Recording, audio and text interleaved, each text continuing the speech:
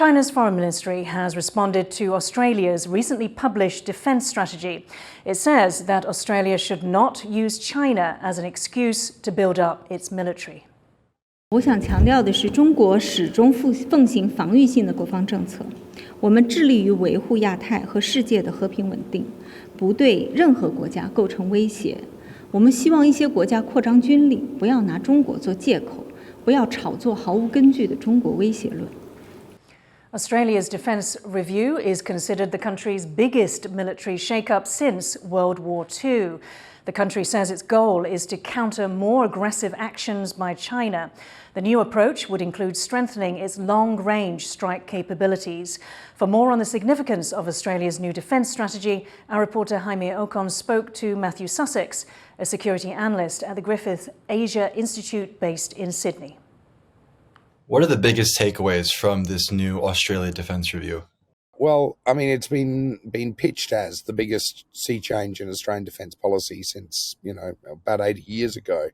And to an extent that is true, given that it, for the first time, it adopts a sort of anti-area access denial approach that previously Australian defence policy hasn't done. And it also pivots the role of the army from being the organisation that will be sort of the tip of the spear in any conflict to one that plays, I think, much more a support role. This is much more of a maritime type of document. And that makes sense in that, there are plenty of ways to hurt Australia. There's no mention of Taiwan, but it does highlight a growing aggression from China. Is Australia kind of looking towards what could happen in a potential conflict between Taiwan and China and adjusting its own defense strategy? There's certainly plenty of discussion about Taiwan contingencies as having shaped the thinking around scenario building and that kind of thing with the promulgation of this document. I think it doesn't mention Taiwan for a very good reason, and that's because Australian defence pronouncements have, over the past few years, for whether this is right or wrong, they've been criticised for talking very loudly and carrying a small stick. I think this is a deliberate attempt to be a little bit more Delphic in the way that Australia goes about its defence policy. Now, certainly the way it's pitched is an evolution of the Defence of Australia approach that says, okay, it's going to be much more littoral, it's going to be much more maritime.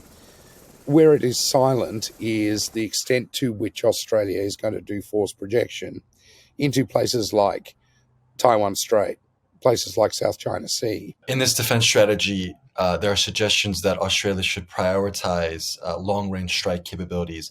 What do you think about that? I think in terms of Australia's own capabilities, it will continue to prioritize long-range missiles and the ability to, just the understanding that contemporary conflicts are going to be fought at range.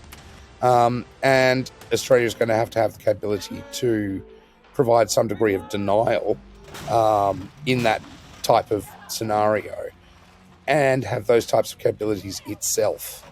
So it doesn't necessarily mean that the United States is going to be the solution or the panacea to all of Australia's strategic problems.